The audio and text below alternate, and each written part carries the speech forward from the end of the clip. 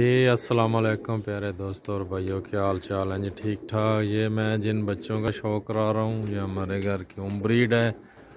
उस हमारे बेटों के उस्ताद चौधरी माजिद रज़ाक साहब, ये उनके एक ही जोड़े के बच्चे हैं, टेडी गोल्डन। माशाल्लाह तबारक अल्लाह। ये अभी इनमें 2 बच्चे छोड़े हैं, बहुत अच्छा उड़ रहे हैं और भी कराते हैं शौक़। असल में बच्चों ने दाना खाया हुआ है। ये एक जोली के हैं, ये दोनों, ये एक जोली के हैं।